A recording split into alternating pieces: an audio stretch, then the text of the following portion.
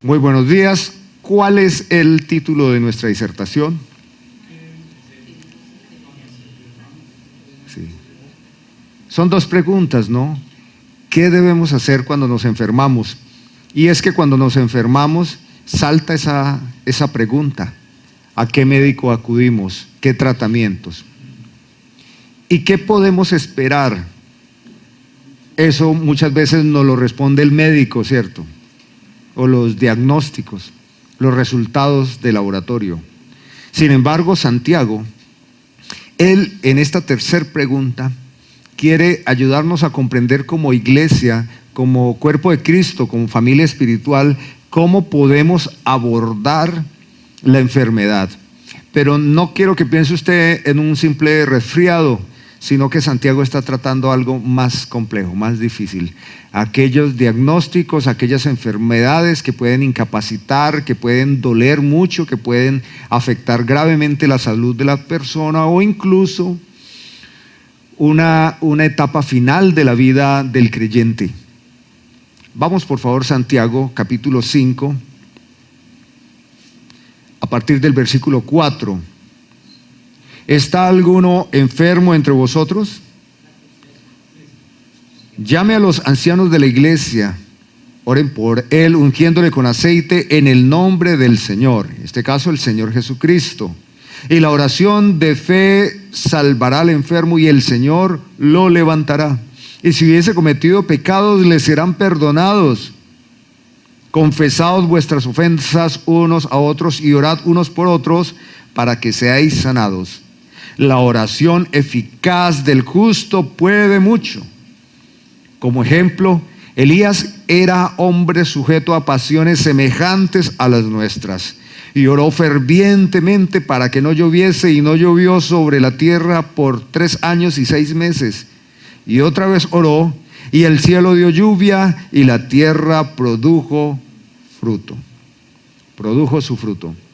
De este fragmento de las Escrituras vamos a sensibilizar nuestro corazón, vamos a fortalecernos en el Señor y vamos a tener luz de cómo podemos, como individuos cristianos y como comunidad, como iglesia, abordar una situación como la enfermedad. La enfermedad, recuerde usted nuestra clase de los miércoles de antropología bíblica, que la enfermedad no era propósito de Dios para Adán, para Eva y para ninguno de nosotros. La enfermedad es un deterioro que hace evidencia un juicio de Dios, y es la muerte física. Así que no hay manera de escapar de la enfermedad ni del deterioro. Algunas personas tienen el privilegio de vivir 80, 90 años. Y eso es hermoso. Otras personas no. Muchas personas quieren vivir muchos años y otros, como en el caso de esta joven muchacha en Barcelona, usó todas las instancias para pedir su muerte. Esto lo vemos. Y bueno, quiero que bajo 3 encabezados consideremos este texto bíblico. Primero, que la enfermedad produce debilidad física. La enfermedad produce debilidad física. Segundo encabezado, la debilidad produce quebranto del alma. Podemos decir también quebranto emocional. Y en tercer lugar, la enfermedad produce necesidad espiritual. Esos 3 encabezados van a guiar nuestra reflexión en esta mañana. ¿Está alguno entre vosotros enfermo? Ya de por sí, eso es una calamidad. No queremos enfermarnos, pero no lo vamos a evitar. En algún momento nos vamos a enfermar, y de una manera quizás muy crítica, que va a advertir que debemos dejar organizar los papeles, organizar las cosas, los que tienen dinero, herencia, dejar todo listo, o despedirse de los seres queridos. Me leí un documento hace años, sin saber que nosotros como familia viviríamos un diagnóstico oncológico, de un médico muy respetable en Europa, quien decía en una entrevista que una de las mejores enfermedades son aquellas terminales o el cáncer, decía él, hace más de 15 años. Porque él decía, son aquellas enfermedades que no son fulminantes, al instante le dan la oportunidad a la persona de que se despida, organice todo, reconsidere todos sus actos, su vida, y que termine bien su paso por esta tierra. Ya estoy de acuerdo con eso. Sin embargo, aunque eso parece interesante, ninguno de ustedes, ni yo, quisiéramos una enfermedad así. Pero no lo vamos a evitar.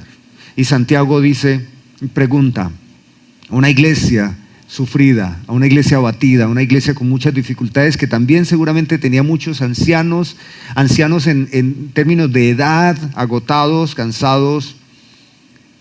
¿Está alguno entre vosotros enfermo? Él no se está burlando de la gente. Él hace una pregunta que produce una reflexión y da una enseñanza, una luz de cómo la iglesia podría obrar. ¿Está alguno enfermo? Si está enfermo, hay debilidad física. Si está alguien enfermo entre ustedes, hay un quebranto del alma, un quebranto emocional. Y si hay alguien enfermo entre ustedes, también hay una necesidad espiritual. De esto está diciendo Santiago, y entonces él dice, no es bueno vivir una situación como esa solo. No es bueno. No es bueno.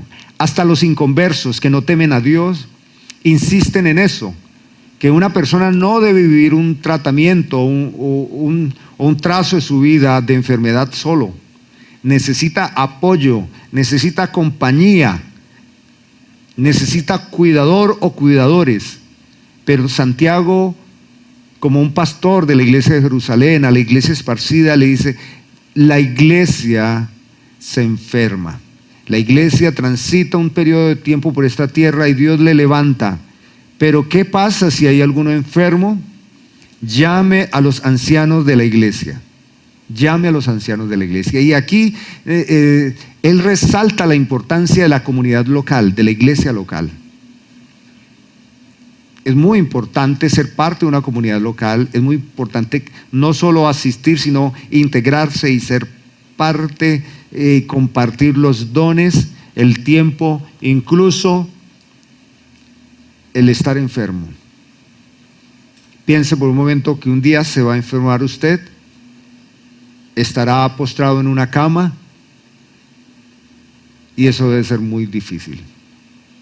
Hermanos, eso tiene que ser muy difícil. Sentir que no podemos defendernos, movernos, que perdemos la autonomía. Y Santiago dice, llame a los ancianos. En este caso, los ancianos son los obispos, también le llama pastores. La nomenclatura puede cambiar. Los líderes de la iglesia que están al cuidado, al pastoreo de la comunidad, debe hacerlo. Es probable que Santiago está hablando aquí de hermanos que ya están en la etapa final de su vida. Ahora, la iglesia de Roma, cuando decimos la iglesia católica, nos referimos a la iglesia de Roma, pero no es lo más correcto decir católico, porque el término católico hace referencias a la iglesia universal, al cuerpo de Cristo en todos los lugares de la tierra y en todo el tiempo. Pero bueno, decimos mejor la iglesia de Roma. La iglesia de Roma tiene una doctrina y es la extrema unción. Considera que este texto que nos da Santiago es una ordenanza, pero es una ordenanza de Cristo transmitida a los apóstoles y a través de los apóstoles a la iglesia, y que los ancianos, en este caso para la iglesia de Roma, los sacerdotes, estarán encargados de acompañar los últimos momentos de la iglesia. Más adelante hablaremos un poquito más de esto, pero lo que sí es cierto es que Santiago pide al enfermo, al convaleciente, al creyente que está en una situación muy crítica de salud, que no se quede solo, que llame a los ancianos de la iglesia. Y aquí vemos una responsabilidad de la iglesia, la responsabilidad propiamente de los pastores de estar al cuidado emocional, porque sabe que decimos que hay una debilidad física, pero también hay un quebranto emocional y también una necesidad espiritual. Así que los pastores debemos estar muy, muy al tanto de corresponder a una situación como esa. Esto se parece un poco al matrimonio, estar en las buenas, en las malas, en la salud y en la enfermedad. La importancia de ser una familia local. Se nos enferman los hermanos y se nos van. Eso pasa. Así como tratamos de cuidar a nuestros niños, también cuidar a nuestros ancianos de edad. Claro está que no hablamos solo que una persona se enferma por la edad. Podría una persona deteriorarse por otras razones. Llame a los ancianos de la iglesia y estos ancianos oren por él, por el enfermo. Oren por el enfermo. Y entonces Santiago está relacionando la fragilidad, la dependencia, la necesidad, la enfermedad, el dolor físico, la debilidad física, con algo más importante, y es el cuidado del alma del creyente. Acompañarle porque sus emociones están quebradas, porque la persona está debilitada. Esto es importante. Algunos hermanos que pueden sufrir una situación así, dicen: yo no quiero ser carga para nadie, yo quiero vivir esto solo, me iré a un pueblo y me iré a un lugar donde nadie me conozca y ahí terminaré mis días porque no quiero ser carga para nadie. Santiago dice: en el contexto de la fe de la iglesia somos una familia y estaremos juntos hasta el último hálito de vida. Llame a los ancianos de la iglesia y oren por él. Y fíjese que aquí hay un tema de discusión histórica, ungiéndole con aceite. Ungiéndole con aceite. Es muy común en la iglesia colombiana y en general en la iglesia en el mundo, la iglesia evangélica, y que el pastor tiene, aquí no lo hay, un frasquito con aceite, a veces su mayoría aceite de oliva, y ora por los enfermos y los unge, siguiendo este protocolo que presenta Santiago. Bueno, me es muy importante decirles que hay dos maneras de entender esta situación. En primer lugar, vemos que Jesús envía a sus discípulos a una misión de evangelismo y les dice: vaya, oren por los enfermos, sanen a los enfermos, echen fuera, expulsen los demonios. Y ellos iban y ungían con aceite a los enfermos eran sanados, y también las personas atrapadas, poseídas por demonios, eran liberados. Y ahí hay un dato de cómo ellos lo hicieron. Lo más probable es que ellos no lo hicieron como por truco mágico. Seguramente Jesús lo hizo, lo hacía o los indicó, pero ellos lo hicieron. Y vemos que era como una tradición, una forma como la iglesia del primer siglo lo hacía. También otra comprensión que tenemos del ungir con el aceite es que el aceite era un antiséptico, el aceite era un medicamento, como era también el alcohol, el vino fermentado para las heridas, Así que en este tema la iglesia podría estar dividida en cómo orar por los enfermos. Algunos dirían: es necesario orar ungiéndole con aceite. Otros dirían: no es necesario, porque el aceite, la unción con aceite era una señal, era una didáctica, era una expresión pública, un reconocimiento en fe de que era el poder de Dios sobre la persona. Yo me quedo con esa comprensión. Y la razón es porque Santiago dice que oren por el enfermo en el nombre del Señor. ¿Cuál Señor? El Señor Jesucristo. No conocemos nadie que tenga el poder permanentemente, el poder de transformar una realidad tan crítica como Dios mismo, de cambiar la masa, de cambiar los tejidos, de cambiar los fluidos, de cambiar incluso, de normalizar una afectación en la salud o incluso una persona que nació con una discapacidad. Cristo con el poder de restablecer la vida, la salud de las personas. De eso encontramos muchos datos en los evangelios y de los apóstoles por el poder de Dios. Pero, ¿qué nos dice Santiago? Llame a los ancianos de la iglesia y oren por él. Fundamentalmente orar por el hermano. ¿Y cómo orar? ¿Cómo orar? ¿Cómo orar?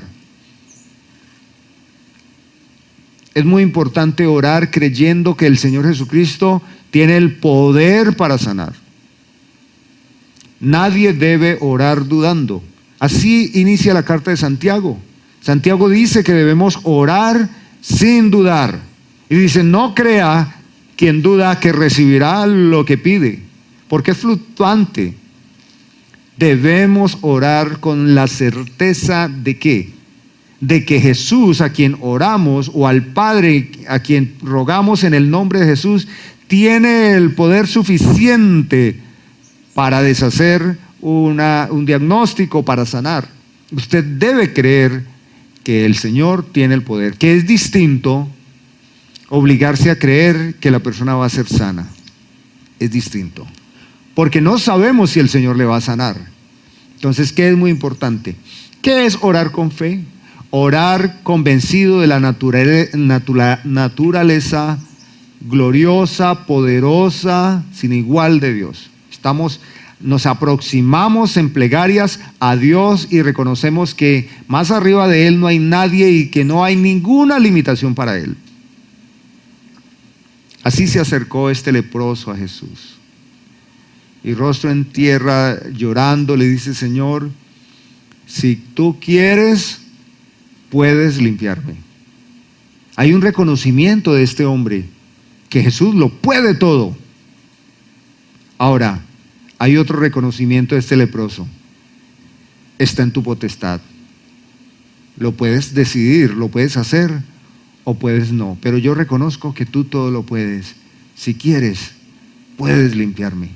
Esa es la oración que debe tener el anciano, el pastor, el obrero, el líder, el obispo, al lado de un enfermo. ¿Qué tal si usted se acerca a esta persona que está sufriendo con muchos dolores y le dice, tengo una palabra de Dios y yo creo que hoy en la noche vas a salir de aquí sano, sin ningún problema, y Dios me ha dicho que eso va a pasar? Le crea una expectativa tremenda a la persona, ¿cierto? Alegra el corazón de la persona. ¿Y qué pasa con el enfermo? El enfermo no solo tiene debilidad física, sino que tiene quebranto del alma. Entonces lo que estamos haciendo es que en ese quebranto del alma jugamos con sus emociones, creándole una expectativa de la cual no sabemos. Pasa el día, pasan los días y la persona empeora y fallece. Conocemos varios casos de primera mano de pastores bien intencionados con siento en mi corazón, el Señor me ha dicho, y no era así. ¿Y sabe el dolor, la ira que eso deja a los familiares? ¿No sería mejor decirle a la persona, reconozco que el Señor Jesucristo tiene el poder para levantarte de aquí? Y si Él quiere, lo puede hacer. ¿Lo crees? ¿Crees en la naturaleza divina de Cristo? Pues entonces roguemos a que Él tenga misericordia y se apiade de ti, porque Él puede hacerlo. Es muy distinto. Oren por Él, pero ¿cómo? En el nombre del Señor. La oración tiene que ser en el nombre del Señor. ¿Y por qué del Señor? Jesús le dijo a los discípulos, toda potestad o toda autoridad me ha sido dada en el cielo y en la tierra. Tengo dominio sobre todo, sobre toda realidad que ustedes puedan imaginar, tengo dominio. en el nombre de Jesús. Él mismo dijo, todo lo que pidan al Padre en mi nombre, os lo haré. Nuestra oración debe estar centrada en Jesús, como debe estar centrada en Jesús nuestra fe, nuestra confianza. Debe estar centrado en Jesús toda nuestra fe. Me han encantado las alabanzas esta mañana. Es un recital de adoración, de reconocimiento de que Jesús, Él perdona nuestros pecados, Él nos limpia, Él nos lava. Y como alguien que necesita de Él, le dice, Señor, atráeme a ti. No me dejes ir, Señor. Te necesito hoy más que nunca. Y te necesito porque tú eres mi solución. Dejaste el cielo, te hiciste hombre, fuiste a la cruz, moriste, resucitaste. Tú eres mi esperanza. En el nombre del Señor, hermanos, toda plegaria, toda invocación, toda oración, debemos hacerla en el nombre de Jesús. Esa es una manera de reconocer su señorío sobre nuestras vidas. ¿Recuerdan ustedes la visita que hago y esta señora me habla de la pitonisa? Y le digo, Señor, usted sabe que es una pitonisa, y ella sabe que yo estaba censurando su actuar. Y ella me dice, no me importa que sea la bruja o Satanás, lo que a mí me importa es que mi hija está viva. Qué cosa tan absurda, qué cosa tan grave, que una persona prefiera un bienestar temporal aún invocando a los mismos demonios. Pero eso sucede, eso está sucediendo. Gente entra a la internet o seguramente que irá a lugares para que le lean las cartas, el tarot, le diga cómo será su vida, cómo es, qué pasa y dónde encontrará la medicina para su enfermedad. El peor momento de nuestra vida, la peor debilidad física, el mayor quebranto emocional, debe ser asistido por nuestro Señor Jesucristo. Y dice Santiago que cuando una oración es clara, centrada en aquel que es nuestro Señor, él dice que esa oración es de fe y que esa oración puede salvarle. La oración de fe salvará al enfermo, salvará al enfermo. ¿Qué esperanzador es esto? Ahora, ¿salvar de qué? También debemos reconocer que aquí debemos considerar que le puede salvar en el sentido que le puede sanar físicamente. Le puede sanar físicamente. Santiago pide a los creyentes que llamen a los ancianos para que oren, porque esa es una posibilidad, que haya un testimonio de Dios, un testimonio público de una sanidad física, aunque será temporal. Todas las personas que Jesús sanó, incluso los que resucitó, ellos volvieron a morir. Pero hubo un testimonio local del poder de Cristo Dios. La oración de fe salvará al enfermo. También debemos reconocer que ese salvar se puede entender como que el Señor va a aliviar sus cargas emocionales, porque fíjese que hay un quebranto del alma, un quebranto emocional. No pasa usted, no ha vivido que se enferma y se siente usted como tan aburrido, como que ahora es un problema del cuerpo. ¿Y por qué afecta nuestra alma? Claro, qué importante es recibir la palabra de Dios que reenfoca nuestro pensamiento y nos fortalece. Si una persona se enferma gravemente, ¿qué le amenaza? La muerte, ¿cierto? ¿Qué dice la palabra de Dios acerca de la muerte? Sorbida es la muerte en victoria. ¿Dónde está, oh muerte, tu aguijón? ¿Dónde, sepulcro, tu victoria? La muerte no pudo retener a Jesús. Y con su resurrección, Él nos ha informado de que Él lo hará con nosotros. Así que cuando alguien se enferma gravemente, hay un quebranto emocional, un quebranto del alma, porque hay una amenaza. Pero cuando la oración está acompañada de la pastoral, hay una palabra de Dios que enfoca el pensamiento del creyente, y el creyente sabe que la muerte no se apoderará de él. Hay victoria en Cristo Jesús sobre la muerte y tenemos en él vida perpetua. La oración de fe es esa oración que se hace en Cristo. Y esa oración de fe sanará o salvará al creyente que está enfermo. Y el Señor lo levantará. Eso es lo que espero yo siempre si un día me enfermo gravemente, que el Señor me levante. Y que me levante físicamente si quiere que viva más tiempo, o que me lleve a su patria celestial. Si es así, para mí eso también será levantar. Pero dice Santiago, y si hubiere cometido pecados, le serán perdonados. Fíjese en algo, pasa mucho que las personas cuando reciben un diagnóstico terminal y se ven ya a puertas del cielo o del infierno, se sienten tan vulnerables, tan sensibles, claro, tan conmovidos, y empiezan a llamar a sus familiares, a sus seres queridos. Hace muchos años tuvo un conflicto, una dificultad, un problema con alguien, y llama a la persona y dice: mire, le pido perdón, encuentro los últimos minutos de mi vida y quiero irme en paz. Con todo mi corazón, te pido perdón por haberte hecho este daño o aquello. ¿Conoce que pasa esto? ¿Cierto que sucede? Y está muy bien. Sin embargo, Cristo vino a libertarnos para que no tengamos que llegar a hacer eso en ese último momento. Porque seguramente que hay creyentes o hay cristianos que viven muchos años la fe cargando aflicciones, cargando deudas, en el sentido del perdón, y no debe ser así. No debería ser que los ancianos llegaran y asistieran al hermano o a la hermana en sus últimos momentos para que el hermano se sensibilizara y dejara a un lado el ego y perdonara.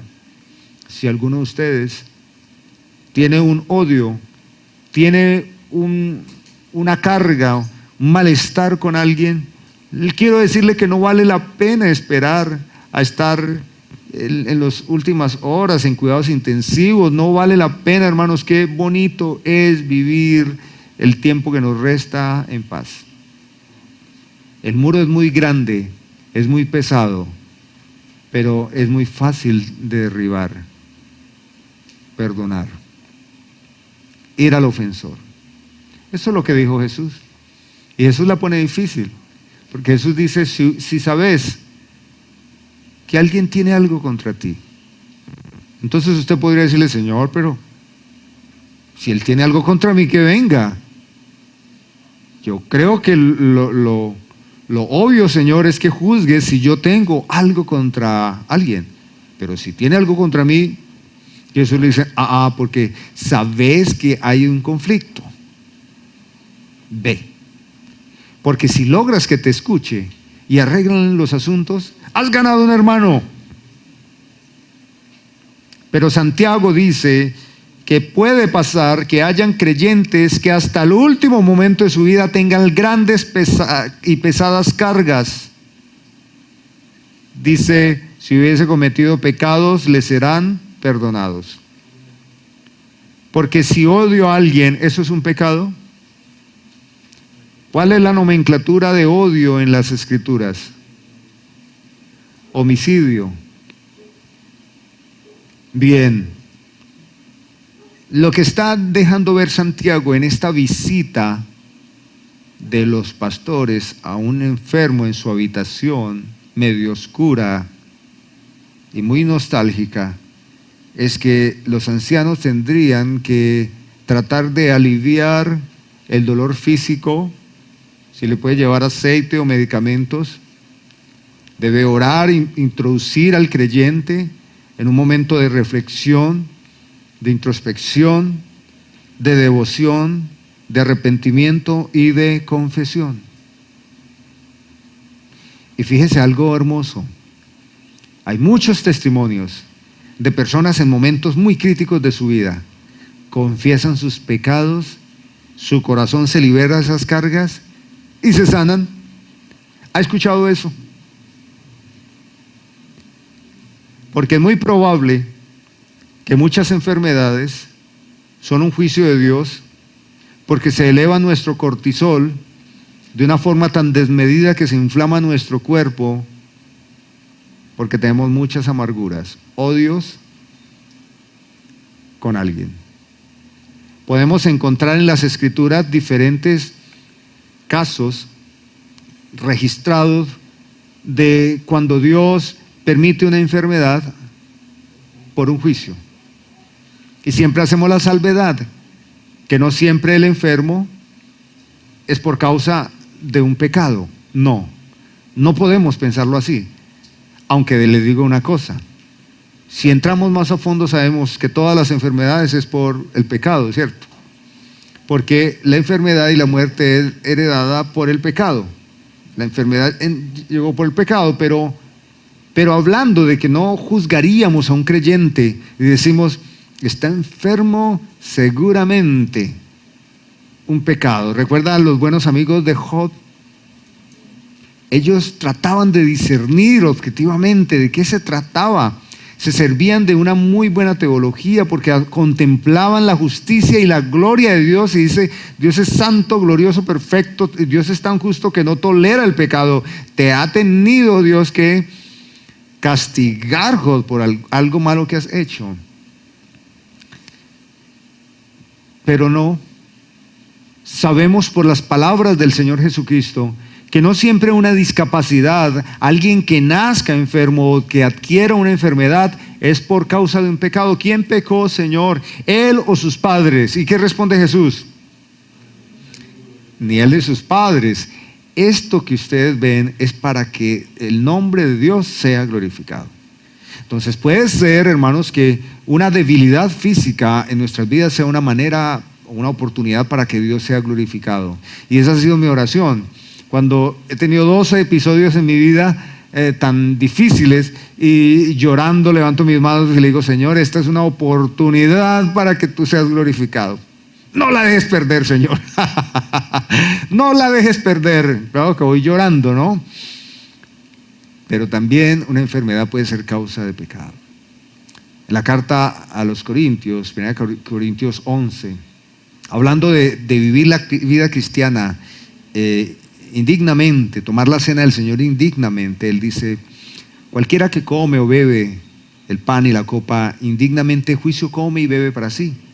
Y dice Pablo, por eso entre ustedes en la iglesia hay algunos enfermos, otros debilitados, y usa este eufemismo, otros duermen.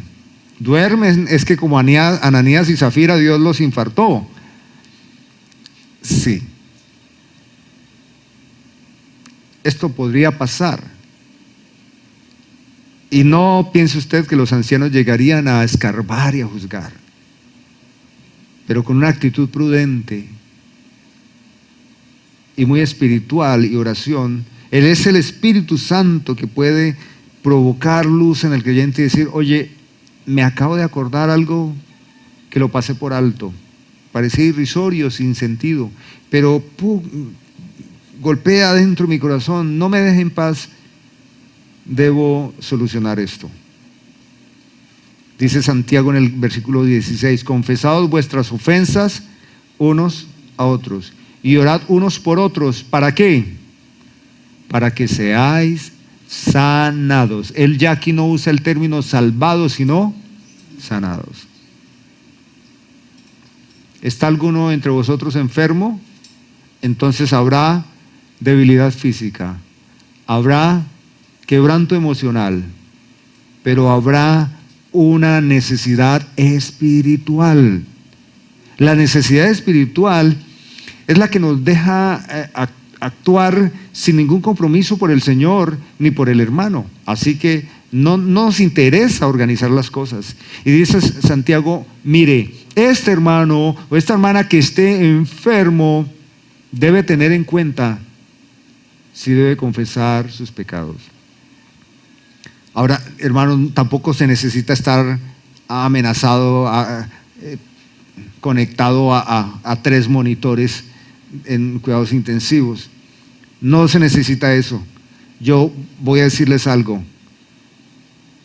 No hay que andar por esta vida cargando con cosas difíciles. Todos tenemos, en el camino angosto que es Jesucristo, tenemos 2 abismos, hacia este lado y hacia este lado. Y debemos andar muy en ese camino, pero tenemos esos abismos. ¿Cuáles son esos abismos? Debilidades. Todos tenemos debilidades. Una inclinación, una concupiscencia. Eso es la naturaleza viciada. No cargue con eso solo. Usted dice, si yo busco ayuda, ¿qué me pueden ayudar? Si yo conozco las soluciones. Si hablo con alguien, me va a interpretar mal. Hace muchos años pude hablar con un pastor que había cometido un delito moral muy grave, muchos años. Tuve la oportunidad de hablar con él y él dice, mire, desde niño yo he cargado con esto, pero nunca pedí ayuda, porque siempre había una fuerza muy grande de temor que me abstenía, porque decía, si lo cuento a la denominación me van a echar, si lo cuento a mi esposa me va a echar, si lo cuento a mis amigos van a regar mi historia, de todos modos, en todos los casos me va a ir mal. Por muchos años él vivió clandestinamente y tarde o temprano Dios expuso esa realidad. Cuando ya, ¿quién le podía ayudar? Yo creo, hermanos, que confesar nuestros pecados y nuestras ofensas unos a otros es importante, y la iglesia tiene que madurar siempre, y debe haber personas de mucho respeto que puedan atender secreto de confesión. Secreto de confesión. Hay hermanos que son muy humildes. Yo acompaño personas con los que me reúno en línea o presencialmente para esto, confesar vuestras ofensas y pecados. Y le digo porque son humildes, porque son personas que están a cargo de otras personas, que escuchan a otros. O sea, no son personas que tienen una vida sencilla, sino que hacen esa labor, pero también se acercan y dicen, yo tengo que tener siempre mis manos limpias. Dice, he estado bregando con esto, he luchado con esto, he incurrido en esto, he tenido dificultades con esto, me he sentido presionada por esto. Y oramos. Y ponemos eso delante de Dios, y la persona no carga eso solo, porque aquí hay un tipo de enfermedad del alma. ¿Está alguno enfermo físicamente, encabezado, debilidad física, quebranto del alma? Y todo esto expresa una necesidad espiritual. La oración, que la vemos como tan básica, como a veces innecesaria, la exalta Santiago como un medio de gracia. Él dice, la oración eficaz del justo. Y usted dice, pero es que yo no soy justo. Si usted no es justo, no puede ver el reino de Dios. Si usted no es justo, no es justa, ni se acerca al Señor en oración, porque sus oraciones no son escuchadas. Somos justos todos aquellos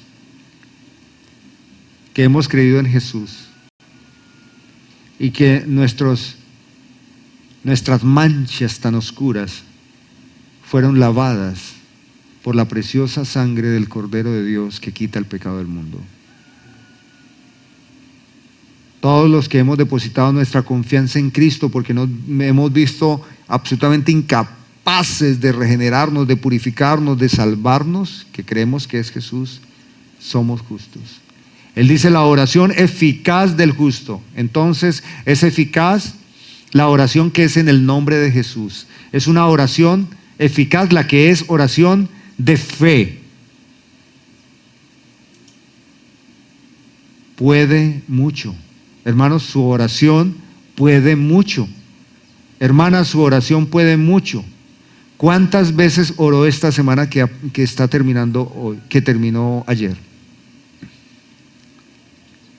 Si tiene muchos problemas y tiene que solucionarlos, yo diría, empiece con la oración, porque la oración puede mucho y probablemente puede mucho más que todos sus afanes. Sí, la oración eficaz, la oración del justo puede mucho, y nos dice como ejemplo un caso muy memorable, ¿no? Impresionante. Elías, un hombre sujeto a pasiones semejantes a las nuestras. Piensa en sus pasiones, piensa en sus debilidades. ¿Ya las pensó? ¿Usted cree que un hombre como Elías, que oró, que se enfrentó a una mujer tan terrible, tan diabólica, una sacerdotisa de Satanás como Jezabel, Elías, que un hombre que Dios le permitió en un charco de agua exageradamente húmedo, descender fuego de Dios y luego hacer juicio y avergonzar a los 400 sacerdotes de Baal? ¿Usted cree que ese Elías tenía seguramente las debilidades que usted tiene? De pronto sus debilidades son penosas y usted diría, no creo que Elías. No, Elías era un hombre sujeto a pasiones semejantes a las nuestras. O sea, Elías era un hombre que necesitaba de Dios, era un hombre que necesitaba la palabra de Dios, que necesitaba la guía del Espíritu Santo. Era un hombre que se podía sentir amedrentado, angustiado, y él oró al Señor. ¿Cómo oró? Oró fervientemente. Sin la traducción al español diría, oró con oración. Así sería en el original. Oró con oración. Y uno puede decir, ¿y eso qué? ¿Eso qué es? Es como una redundancia.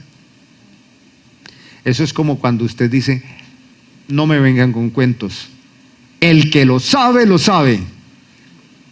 ¿Sí ha escuchado eso? El que lo tiene, lo tiene. ¿Y eso es una exageración?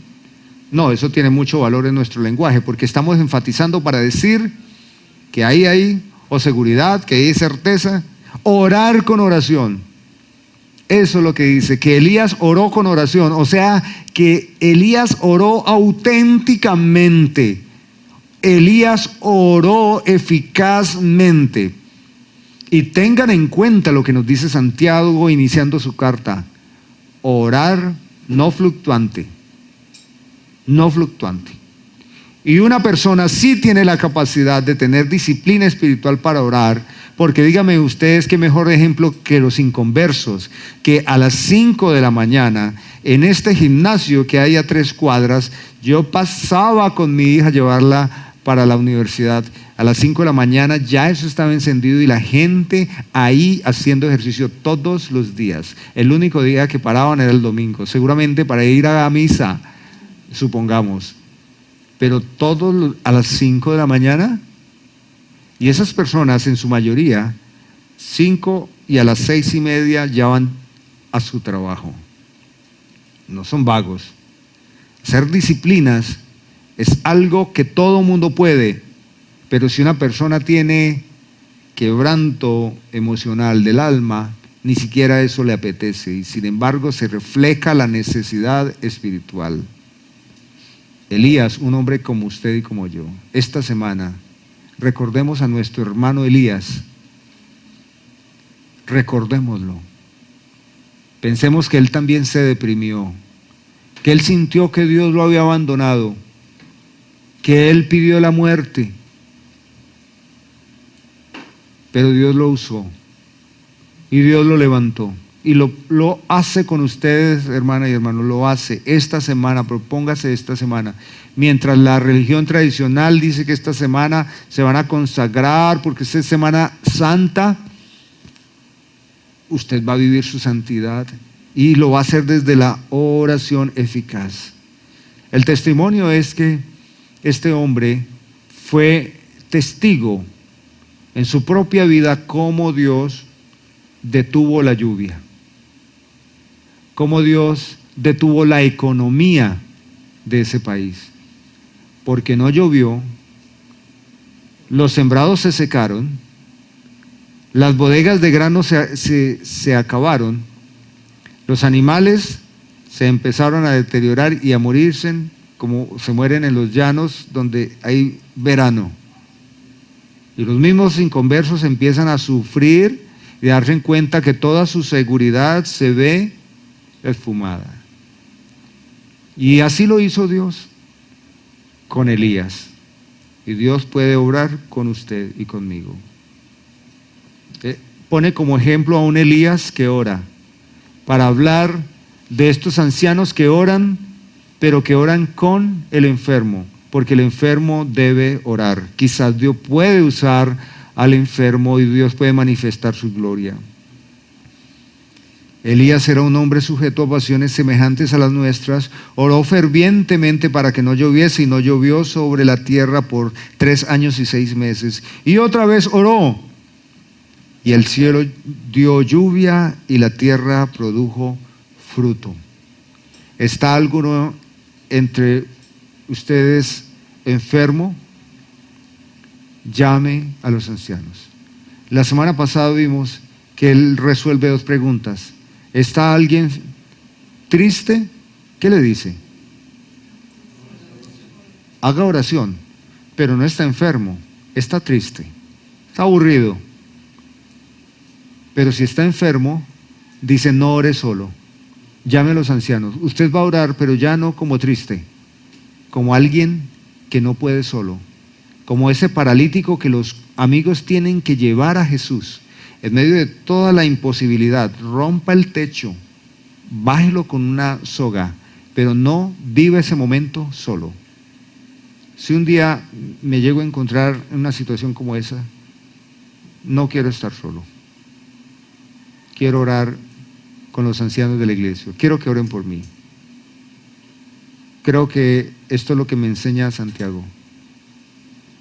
Porque posiblemente el día que Dios me permita irme de esta tierra, debo como cristiano fiel al Señor asegurarme de estar en paz con Dios y con todas las personas que me rodean. Y seguramente que mi miopía espiritual no me dejaría ver todas mis deudas de amor. Y el Señor podría hacérmelas ver. Y esto me permitiría dar gloria a Dios incluso en los últimos momentos de mi vida. Como mi suegro, me permito hablar de él. Dios lo llevó en la camilla cantando alabanzas a Dios. Cantando alabanzas a Dios. Le pregunté a mi esposa, ¿cómo te gustaría que fuese el momento que Dios te llevara? Y ella dice, durmiendo. Durmiendo. Muy bonito, ¿cierto? Le digo que yo también. Pero no tenemos nosotros seguridad de cómo será. Pero digo esto, sea como sea, quiero estar en paz con Dios y con todas las personas. Creo que de eso se trata este llamado de Santiago a una iglesia esparcida, extendida por diferentes lugares, incomodada porque eran migrantes, en dificultades, que en los últimos momentos de nuestra vida glorifiquen el nombre de nuestro Dios. Padre, es increíble ver que todas las instancias de nuestra vida han sido diseñadas para darte gloria. Cuando nace un bebé y uno ve el rostro, las manitos, la piel y uno dice qué ternura cómo Dios ha creado de una manera tan excelente, hermosa, tan tierna. Cuando vemos la energía de los jóvenes, uno dice qué hermoso, la juventud es muy chévere, la alegría, la expectativa, la recocha, el juego, la diversión, toda la energía, la fuerza que tienen los jóvenes. Pero luego vemos a las personas en una edad adulta, decimos la capacidad de emprender, de la responsabilidad, de luchar, de tener hogar, de andar, de no detenerse, de ir hacia adelante. Y luego podemos vernos ancianos y decimos la capacidad de pensar objetivamente, de ser sabios, de ser aplomados, de no ser acelerados, de no ser imprudentes. En todas las instancias de nuestra vida podemos darte gloria, incluso en el momento último, cuando tú nos llamas a tu presencia. Y por eso te quiero dar gracias en esta mañana.